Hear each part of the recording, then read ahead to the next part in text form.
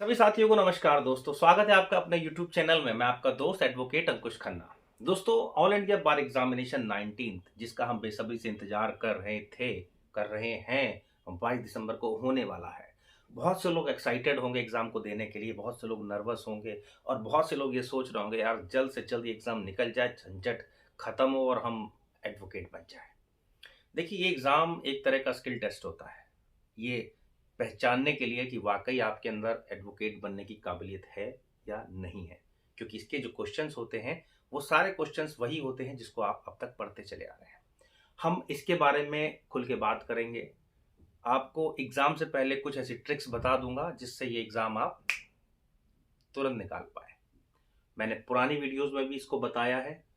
जितनी बार ये एग्जाम आता है मैं उतनी बार उन चीज़ों को रिपीट करता हूँ, कुछ नई चीज़ें बताता हूँ ताकि आप ये एग्ज़ाम निकाल सकें और आपको एग्ज़ाम देते समय डर ना लगे। पिछली बार और इस बार में क्या डिफरेंस आ चुका है? सबसे बड़ा डिफरेंस तो यही है कि जो लोग पहले एग्ज़ाम नहीं दे पाते थे वो अब दे पा रहे हैं। जी हाँ, जैसे कि हम बात करते हैं लॉ स्टूडेंट्स की। चाहे लास्ट सेमेस्टर हो आपका, चाहे आपका फाइनल ईयर हो, अगर आपकी कोई बैकलॉग नहीं लगी हुई है और आपने एक सर्टिफाइड यूनिवर्सिटी से अपना लॉ पास किया है तो आप भी इस एग्ज़ाम को दे सकते हैं।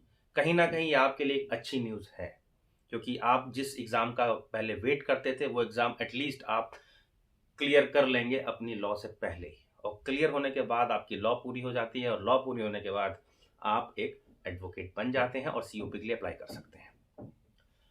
तो एग्ज़ाम को देने से पहले आपको किन किन बातों का ध्यान रखना है, इस वीडियो में मैं उसके बारे में आपको बताऊंगा। एग्ज़ाम को निकालने के लिए क्या क्या चीज़ें आपको चाहिए उसके बारे में मैं आपसे बात करूंगा।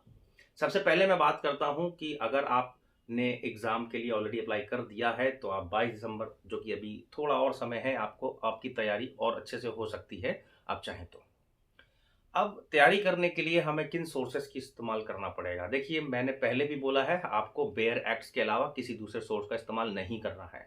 आपको आपका एडमिट कार्ड अपने पास रखना है, एग्जामिनेशन हॉल में आपको जाना है और अपने साथ कितने भी बेयर एक्ट हो, पुराने और नए, यानी कि आईपीसी और बीएनएस, बेयर एक्ट चाहे थोड़े हों, ज़्यादा हों और ज़्यादा हों, आपको केवल उठाना ही तो है, अपनी सीट के पास रखना ही तो है।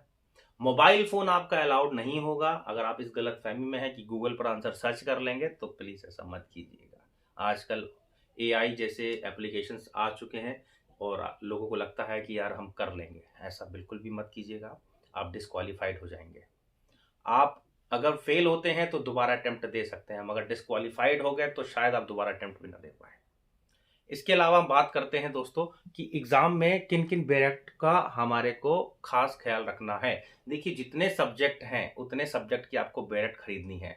अगर आपको एक आध बेरेक्ट नहीं मिल पा रही है तो आपको उसको स्किप कर दीजिए, मगर बेरेक्ट के अलावा कोई दुकानदार अगर आपको बेवकूफ़ बना करके कोई दूसरी बुक थमा देता है तो वो प्लीज़ मत लीजिएगा। देखिए, मैं आपको दिखाता हूँ, एक बुक ये परचेज की थी किसी स्टूडेंट ने। ये डॉक्टर एस एम राजन और डॉक्टर पी के जैन, आप ये बुक देख सकते हैं। ये बुक में आप, इसको मैं आपको और नज़दीक से दिखाता हूँ। ये बुक देखिए, है ना? तो ये इसमें लिखा हुआ है ऑल इंडिया बार एग्जामिनेशन एआईबी गाइड।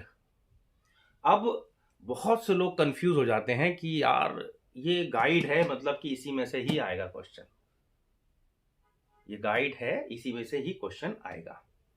तो अब बात करते हैं, मैं आपको थोड़ा सा इसके बारे में समझा देता हूं कि आप, अगर आपको ऐसी बुक मार्केट में मिल रही है तो प्लीज मत खरीदिएगा, क्योंकि इसमें से एक भी क्वेश्चन नहीं आता है।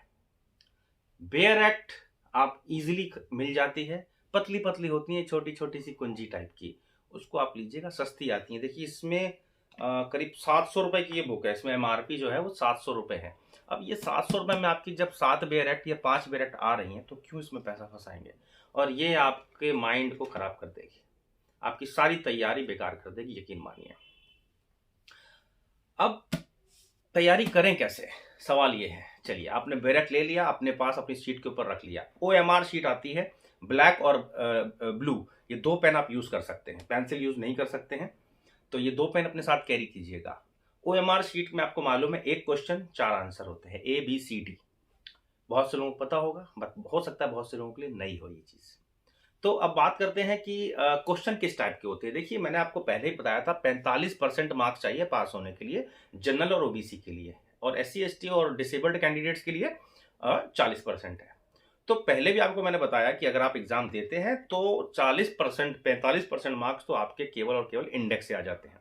अब कैसे आते हैं, मैंने पुराने क्वेश्चंस पेपर आपसे बोले थे कि ऑल इंडिया बार एग्जाम अब जो 19th होने जा रहा है, इससे पहले 18th भी हुआ होगा, 17, 16, 15 जितने भी हुए, आप सबके प्रिंट आउट निकाल लीजिए और अपने सामने बैरेक्ट रखिए और उन क्वेश्चंस को उन बैरेक्ट से सॉल्व करने की कोशिश कीजिए और फिर देखिए आप कितने परसेंट ला पा रहे हैं, क्योंकि इंडेक्स से ही आप पास हो जाएंगे।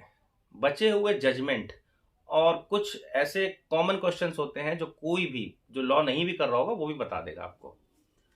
ठीक है, तो मैं कुछ क्वेश्चन पढ़ के बताऊंगा एग्जाम्पल, ताकि आपको पता लगे कि आखिर मैं किस टाइप के क्वेश्चन की बात कर रहा हूं। अब देखिए, बेसिक क्वेश्चंस की अगर मैं बात करता हूं तो बेसिक क्वेश्चन कैसे होते हैं। Temporary injunction can be granted, 4 options होते हैं, suo moto, ex parte, hearing both parties, none of the above. अब देखिए, जिसने ये पढ़ा होगा ना तो उसको ये जरूर पता होगा कि टेम्परेरी इंजेक्शन किसको बोलते हैं। इसको ये बोलते हैं एक्स पार्टी को। ये है कॉमन क्वेश्चन। इसको आप अगर बुक से या बैग से ढूंढेंगे तो शायद बहुत ही मुश्किल पर ढूंढ पाएंगे, इसको तो आपको याद करना पड़ेगा और ये बड़े बेसिक से क्वेश्चन होते हैं। अब देखिए, एक क्वेश्चन है इसमें, provision of section 80 of CPC is binding on, 4 option है, तो आपको क्वेश्चन में आंसर मिल गया ना। सेक्शन 80 किसका, सीपीसी, उठाइए सीपीसी का बैरेक्ट और देखिए सेक्शन 80 क्या कह रहा है, इंडेक्स में मिल जाएगा आपको। अब देखिए, इसके बाद हम बात करते हैं, इसमें आ जाते हैं हम, हाँ, as per the section 63 of Indian section code a will should be attested by. अब देखिए, क्वेश्चन का आंसर मिल गया आपको। इसमें 4 आंसर हैं, बाई 2 विटनेस, बाई 2 और more witness, only 1 witness who is not a relative of testator, none of the above. तो आंसर मिल गया ना आपको। आंसर है एज पर सेक्शन 63, यानी कि आप सबसे पहले इंडियन सक्सेशन एक्ट का बैरेक्ट उठाएंगे और उसमें देखेंगे सेक्शन 63 क्या बोल रहा है, आंसर आपको मिल गया। इसी तरह के आपको जो क्वेश्चंस मिलेंगे वो मिलेंगे करीब करीब 40 से 45% के, जो आपको इजीली पास करा सकते हैं। तो आप पहले तो उन क्वेश्चन को अटेम्प्ट कीजिए जो डायरेक्ट से मिल जा रहे हैं आपको, या फिर जो आप अपने कॉमन सेंस से कर पा रहे हैं। उन क्वेश्चनों में मत उलझिए जो कि आपको मुश्किल से मिल रहे हैं। मैंने पहले भी बताया था, ये क्वेश्चन दिमाग के साथ साथ ट्रिक्स यूज करनी पड़ेंगी, तब जाकर आप एग्जाम को क्लियर कर पाएंगे। ठीक है, अब information technology act was enacted इन, कितना आसान क्वेश्चन है। आईटी की इंफॉर्मेशन टेक्नोलॉजी एक्ट उठाइए, पहले पेज पे ही आपको आंसर मिल जाएगा इसका, पहले इंडेक्स पे ही। ठीक है, under section 3 of the commission of inquiry act, commission of inquiry act उठाइए, सेक्शन 3 देखिए, आंसर मिल जाएगा आपको। तो ये बड़े आसान से सवाल है, आप इसको बहुत ज्यादा कॉम्प्लिकेटेड मत करें, जो आसान है उसको इजीली कर लीजिए। आप कॉमन सेंस वाले क्वेश्चन क्या होते हैं, कॉमन सेंस वाले क्वेश्चन कैसे होते हैं। Common, under a Christian marriage act the marriage registrar for any district is appointed by. अब ये कॉमन क्वेश्चन है कि जो क्रिश्चियन मैरिज एक्ट है, the marriage registrar for any district, उसको कौन अपॉइंट करता है, स्टेट गवर्नमेंट अपॉइंट करती है, सेंट्रल गवर्नमेंट अपॉइंट करती है, हाई कोर्ट अपॉइंट करता है, या फिर चर्च के जो पादरी होते हैं वो अपॉइंट करते हैं। तो आंसर सिंपल सा है, चर्च कहाँ होता है, चर्च स्टेट के अंदर होता है, तो कौन देखेगा, स्टेट गवर्नमेंट देखेगी ना, सिंपल है। तो ये ट्रिक्स हैं, इस बुक को मत लीजिएगा, ये ट्रिक्स मैं आपको जो बता रहा हूं ये ट्रिक्स आपके काम आएंगी। इंडेक्स को पढ़ लीजिए, कॉमन सेंस वाले क्वेश्चन आते हैं 20%, बाकी जजमेंट होते हैं। अगर आप जजमेंट को याद नहीं कर सकते हैं तो ध्यान रखिएगा जजमेंट को, कुछ एक अपने बैरेक्ट में आसपास लिख लीजिएगा या फिर अपनी मेमोरी के लिए लिख लीजिएगा, और जब एग्जामिनेशन हॉल तक पहुंचेंगे उसको एक बार ठीक से देख लीजिएगा। मेन जजमेंट देख लीजिए ना, 2024 के जजमेंट्स जो आए हैं, आप सुप्रीम कोर्ट के देख लीजिए, हाई कोर्ट के, इसमें जो मेन जजमेंट होते हैं वो आप पढ़ लीजिए, जो बहुत ही ब्रेकिंग होते हैं, बहुत ही हाईलाइटेड होते हैं, उनको पढ़ लीजिए। पॉपुलर चीज़ें जो फेमस होंगे जजमेंट वो ज़रूर आपके पास आपको मालूम होंगे, उसको याद कर लीजिए ध्यान से। तो इस तरह की ट्रिक आप यूज़ करेंगे, आप यकीन मानिए आप फेल नहीं हो सकते। और अगर आप फेल होते हैं तो आप मुझे मैसेज करके बताएं कि सर मैं फेल हो गया, इतना कुछ किया मैंने फिर भी फेल हो गया, आप फेल नहीं हो सकते। उम्मीद करता हूँ जानकारी समझ में आई होगी। अगर आप चाहेंगे तो मैं पूरा बेरेट आपको लगा करके भी बता दूंगा, ये बहुत टफ नहीं है। मेरी तरफ से wish you all the best, अच्छे से एग्जाम दीजिएगा और रिजल्ट बताइएगा।